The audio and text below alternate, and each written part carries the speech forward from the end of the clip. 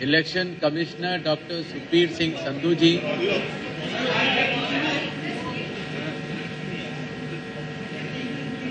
The honor.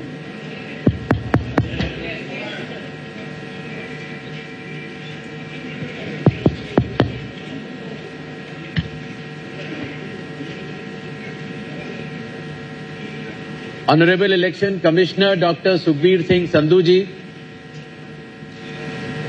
Honorable Election Commissioner Dr. Vivek Joshi ji. Senior officers of the Commission, the Chief Electoral Officer, West Bengal, my friends from media,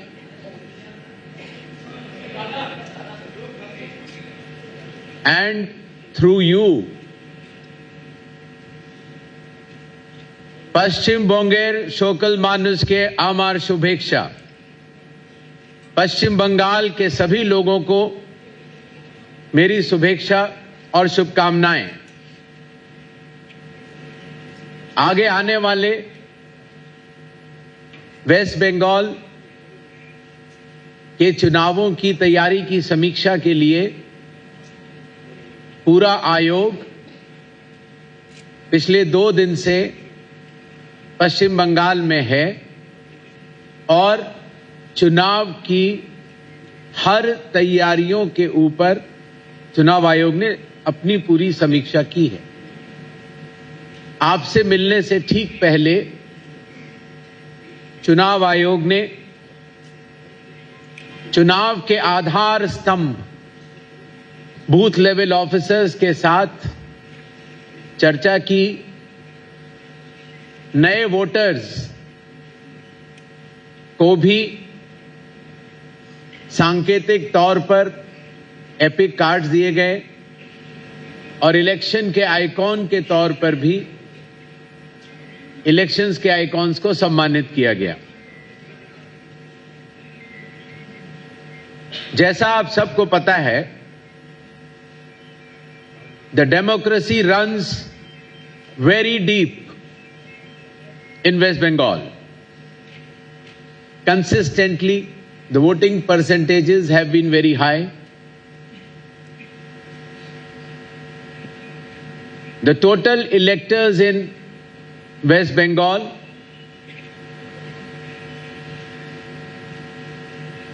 are equal to France, Australia, and Uruguay. The size of West Bengal is so large.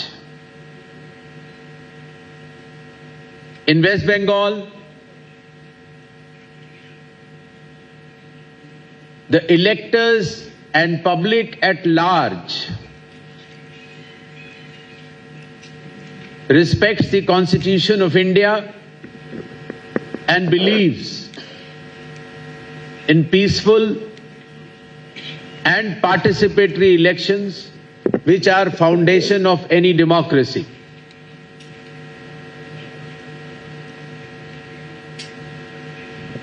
Our national song, Jan Gan Man Adhinayak Jai Hai, was composed in West Bengal by Rabindranath Tagore.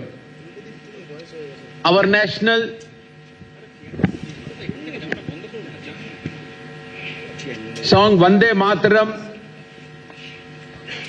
was also composed by Bankim Chandra Chatterjee ji from this soil. So we are proud to have national anthem as well as national song, both coming from the proud soil of West Bengal. The West Bengal's glorious treasure of culture, art, music and science is known not only to India, but the entire world. Today from Kolkata, the city of joy, I appeal to all the voters of West Bengal, पश्चिम बंगाल के सभी मतदाताओं से चुनाव आयोग यह आह्वान करता है कि आगामी चुनाव हिंसा रहित और दबाव रहित वातावरण में होंगे और जो ये डेमोक्रेसी का फेस्टिवल है उसमें पश्चिम बंगाल के सभी मतदाता अपना मतदान करने अवश्य आएंगे। चुनाव पूर्वो पश्चिम बोंगेर गर्वो, चुनाव का पर्व पश्चिम बंगाल का गर्व। इन शब्दों के साथ चुनाव आयोग की तरफ से एक प्रेजेंटेशन है जिसको हम आपके समक्ष रखते हुए सभी मतदाताओं को आगामी चुनावों के बारे में बताना चाहेंगे। पश्चिम बंगाल में कुल मिलाकर 294 सीटें हैं, जिसमें कि 210 जनरल, शेड्यूल कास्ट की 68 और शेड्यूल ट्राइब के लिए आरक्षित 16 सीटें हैं।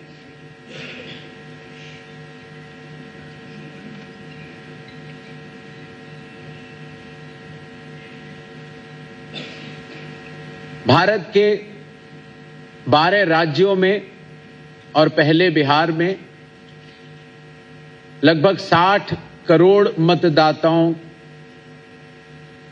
के रिवीजन की प्रक्रिया लगभग पूर्ण हो चुकी है। स्पेशल इंटेंसिव रिवीजन, जिसका एकमात्र उद्देश्य था pure electoral rolls are bedrock of democracy, कोई भी पात्र मतदाता छूटे ना, लेकिन उसके साथ साथ कोई भी इनएलिजिबल व्यक्ति मतदाता सूची में आ न पाए। No eligible person should be included. अभी हाल में ही जो 28 फरवरी को वेस्ट बंगाल की फाइनल इलेक्टोरल रोल निकली है, उसमें कुल मिलाकर 7 करोड़ 8 लाख नाम हैं और जिसमें कि अंडर एडजुडिकेशन वाले अगर हटाए जाते हैं तो 6 करोड़ 44 लाख 52 लाख 609 मतदाताओं की सूची उस नाम में पात्र मतदाताओं के रूप में है। पश्चिम बंगाल में 80,000 से भी अधिक पोलिंग स्टेशंस हैं, जिसमें से कि अधिकांश 61,000 रूरल एरियाज में हैं। आप सभी के माध्यम से मैं सभी मतदाताओं को बताना चाहता हूं कि हर पोलिंग स्टेशन में 100% वेबकास्टिंग होगी, जिसकी की सूक्ष्म निगरानी चुनाव आयोग के कर्मी करेंगे। वुमेन मैनेज्ड, महिलाओं द्वारा मैनेज्ड 10,000 से भी अधिक पोलिंग स्टेशंस होंगे और 634 मॉडल पोलिंग स्टेशंस भी होंगे।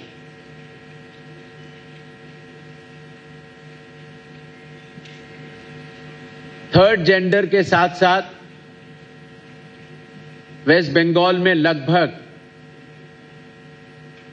3,78,000 के आसपास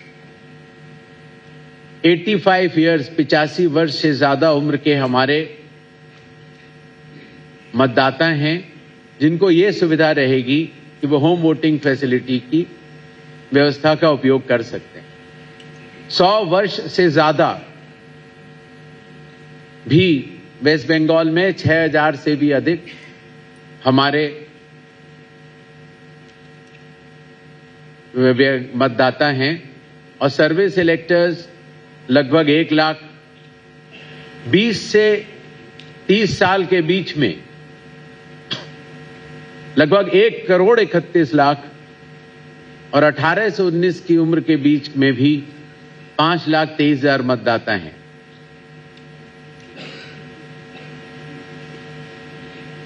The inclusive nature of elections to be conducted by Election Commission of India in West Bengal will focus on the youth युवाओं की भागीदारी बढ़ाने के लिए हर विधानसभा क्षेत्र में dedicated assistant electoral registration officers होंगे जो कि कॉलेजेस में कैंपेन करेंगे।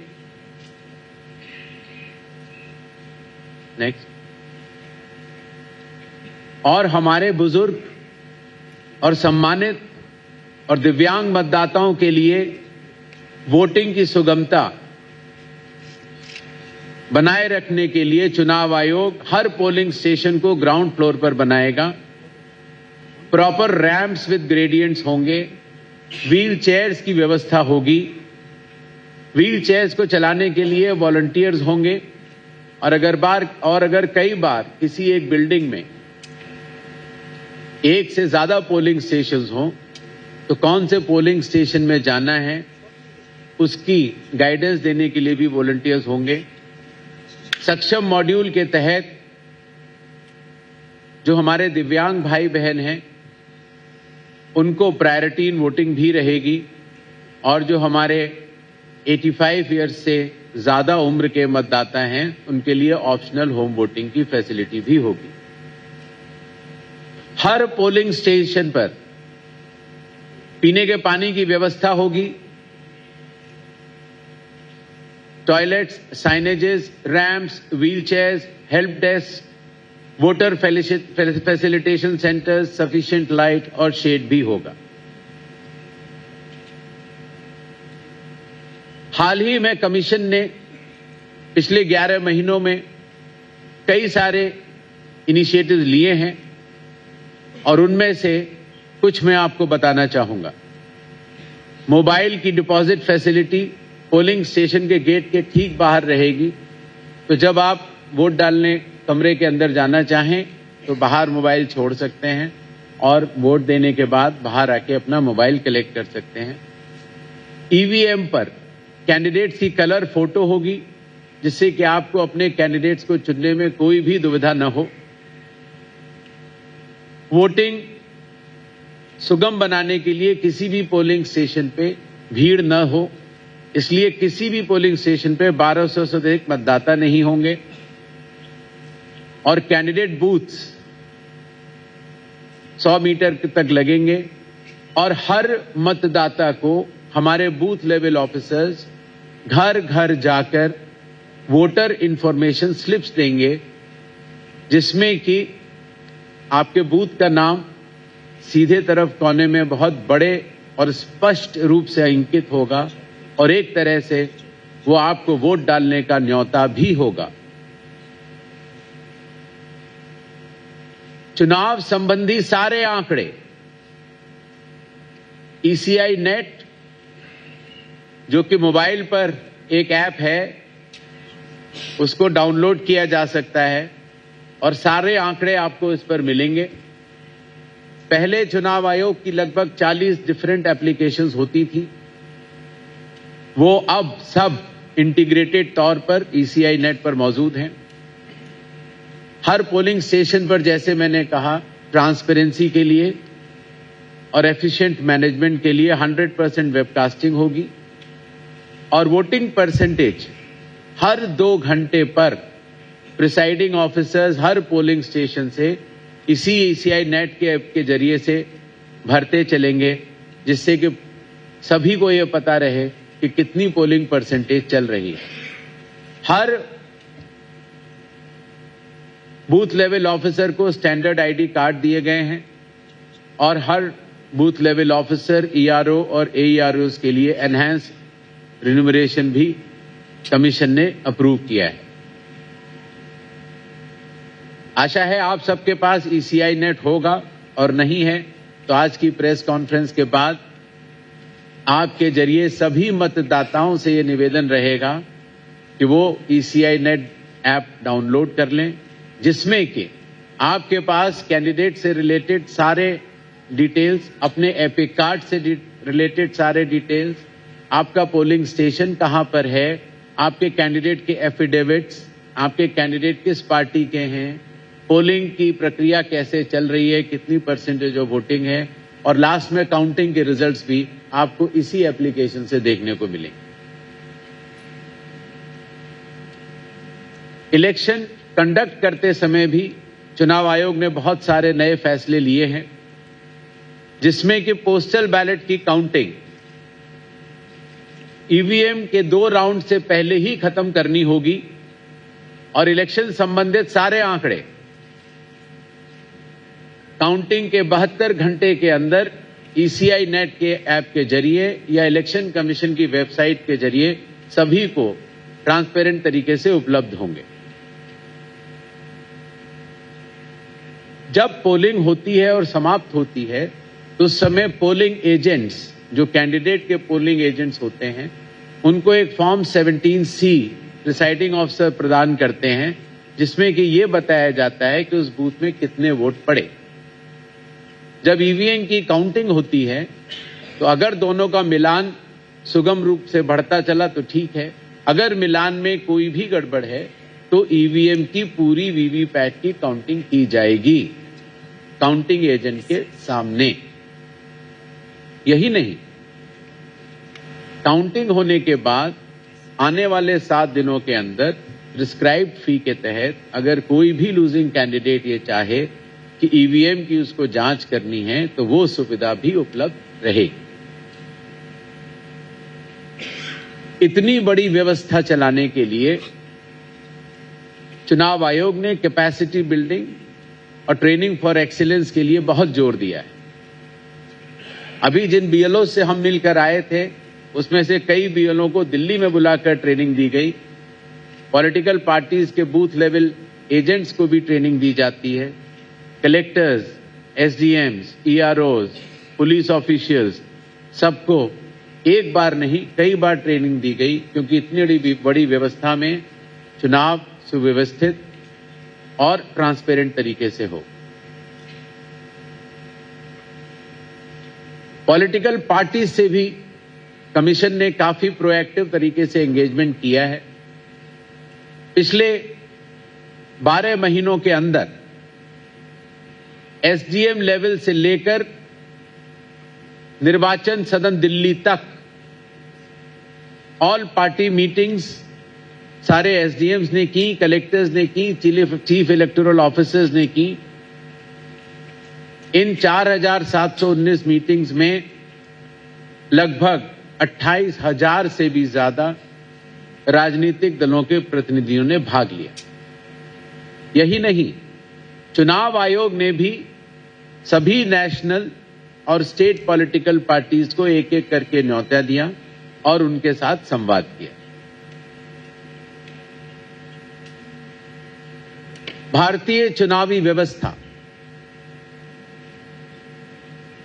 के व्याप को देखते हुए, पारदर्शिता को देखते हुए आज चुनाव आयोग को बहुत गर्व की अनुभूति है कि विश्व के सबसे बड़े 36 देशों के अध्यक्ष के रूप में भारत का चुनाव आयोग आज जाना जाता है।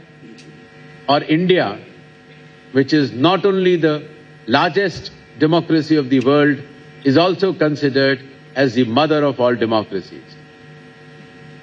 हाल ही में चुनाव आयोग ने इंटरनेशनल कॉन्फ्रेंस की, जिसमें 70 से भी अधिक देशों ने भाग लिया, और ये उसकी फोटोग्राफ है। विगत 2 दिनों में 9 और 10 मार्च को चुनाव आयोग ने बहुत सारी मीटिंग्स की। उसका आधारभूत तथ्य है, elections are held as per constitution, law and ECI instructions. चुनाव आयोग से संबंधित सभी कर्मचारियों को, डीएम्स को, एसपीज को, DIGs, IGs, law and order enforcing agencies, लगभग 24 जो और इन्फोर्समेंट एजेंसीज होती हैं, state government, chief secretary, DGP और सभी सचिवों को ये सख्त निर्देश दिए गए हैं कि enforce rule of law strictly without fear और फेवर। मतदाताओं के लिए पोलिंग एक फेस्टिवल के रूप में रहे, और पोलिंग स्टेशन पर उनके स्वागत की उनको फीलिंग आए, इसके लिए भी सारे निर्देश दिए गए हैं और ट्रेनिंग भी सभी शीर्ष अधिकारी निचले स्तर तक पूर्ण रूप से देंगे। अफसरों को यह भी निर्देश दिए गए हैं कि रूल्स के अनुसार conduct of government employees, whether serving or retired, whether state public sector undertakings, corporations, bodies, autonomous bodies, absolute non-partisan conduct of officers is mandatory. Political activities में किसी भी राजनीतिक दल या किसी भी कैंडिडेट के लिए वो लोग काम नहीं करेंगे। सभी एनफोर्समेंट एजेंसीज को ये निर्देश दिए गए हैं कि they will work with absolute impartiality and rule of law must be enforced. Neither cash nor liquor nor narcotics nor contraband, ये कोई भी चीज चुनावों के दौरान वेस्ट बंगाल में गैर कानूनी तरीके से नहीं होनी चाहिए। डिस्ट्रिक्ट कलेक्टर्स को, कमिश्नर ऑफ पुलिस और एसपीज को ये सख्त निर्देश दिए गए हैं कि they will act with complete partiality, they will keep voters comfort and arrangements at all polling stations in mind. The Q management अच्छी तरह से होना चाहिए, बैठने की बेंचेस होनी चाहिए, ऑप्शनल होम वोटिंग फैसिलिटी हमारे 85 ईयर्स से ज्यादा की उम्र के बुजुर्ग मतदाताओं के लिए भी और दिव्यांग भाई बहनों के लिए भी होनी चाहिए। जो भारत के विभिन्न राज्यों से आने वाले सेंट्रल ऑब्जर्वर्स, उनके डिटेल्स, उनके फोन नंबर सारे जनता को बताए जाने चाहिए, जिससे कि कोई भी राजनीतिक दल अगर कोई भी शिकायत करना चाहे तो वो कर सकता है। और सोशल मीडिया पर होने वाली कोई भी फेक न्यूज के ऊपर सख्त से सख्त और त्वरित से त्वरित कार्रवाई की जानी चाहिए। धन्यवाद।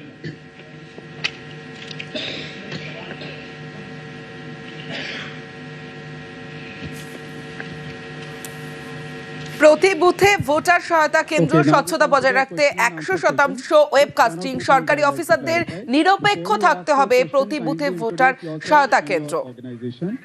I would request you to restrict yourself to one question at a time.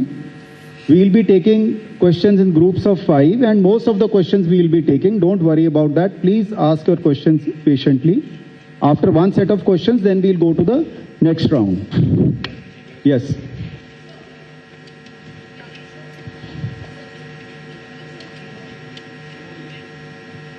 Hello sir, how are you? So this side Harsha from Republic TV. Kyale sir, I will take 2 questions. So first one, you have been stating since November that the SIR process is fair and there is no wrongful deletion. But on the other side, Chief Minister has alleged a conspiracy of deletion of 1.2 crore voters. Your comment on this? And the second thing, in the review meeting, you met political parties. They all have requested for election to be conducted in 1 or 2 phases. What is Election Commission thinking about it? Because in 2021, it was 8 phases and 800 companies were deployed, sir.